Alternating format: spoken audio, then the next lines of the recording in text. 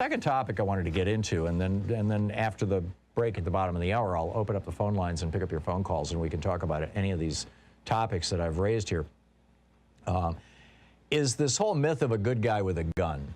And I want to, give a tip of the hat to Dr. RJ over at dailycoast.com, because whoever Dr. RJ is for the community contributors team community wrote one hell of a piece over the weekend titled "The Myth of a Good Guy with a Gun Relies on People Believing the Worst About Humanity."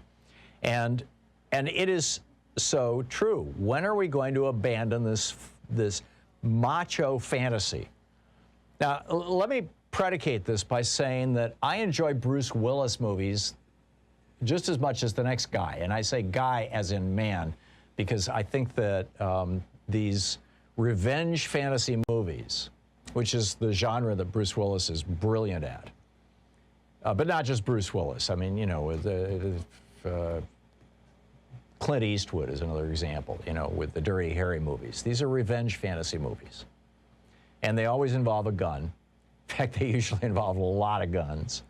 And they always involve, a guy who has been harmed or threatened, and now he is fighting back, and he's using his gun to take on truly evil people. This is Charles Bronson, in Death Wish. I mean, all of these, they're all basically the same movie. And more often than not, at least up until the last few years, it was a white guy with a gun going after people of color.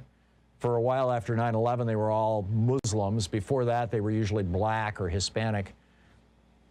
Now we're back to, now occasionally it's white, white guys, right? But, I mean, we even racialized this myth from John Wayne forward. And it needs to stop, right? I mean, this is crazy stuff. And it's being driven in part by this fear of crime, which is being hyped right now by the Republican Party. Yes, crime has bounced back up again.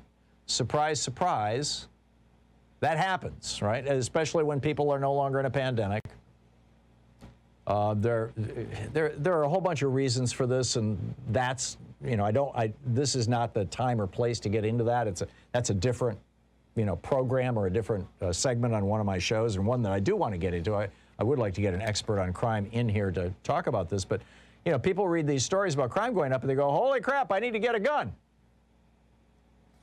Right? Because, remember Bernard Goetz, if you're old enough? Bernard Goetz was a guy who shot a black man on the subway in New York.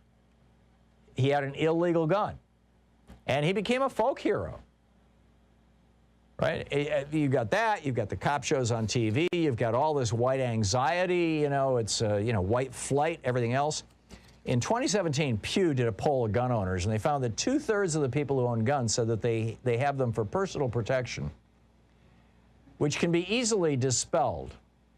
If you own a gun, the odds of your ever using it to protect yourself are vanishingly small. They are less than 1%. Fewer than 1% of gun owners ever use their gun to protect themselves. But the probability that a child in your house will be shot by accident explodes, becomes much, much higher. The probability that a suicide will happen in your house increases 500%. And the probability that an accidental death will occur in your house goes up several 100%. So people buy guns for protection and end up more often than not being hurt by those very guns. It's a fantasy. 3/4 of the people in that 2017 Pew poll said that the gun was essential to their freedom. Right? And this is just this dark fantasy that is being promoted by people like, Fox News going, Antifa and Black Lives Matter are coming to you, coming to the suburbs. They're coming after us all us white people. I mean, Justice Anthony Scalia, honest to God, cited Jack Bauer. Jack Bauer is a fictional character. This is what Scalia said.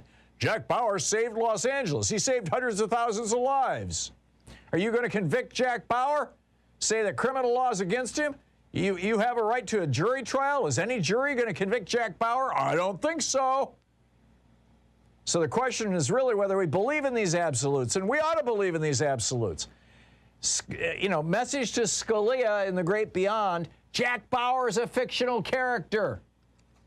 He doesn't exist. And yet this fantasy continues. I mean, you know, this is Tucker Carlson reacting to Derek Chauvin's conviction. We must stop this current insanity. It's an attack on civilization. It will lead to societal chaos and mob violence. Right. So get your guns, white people, right? I mean, that's the message. And all it's doing is killing more white people.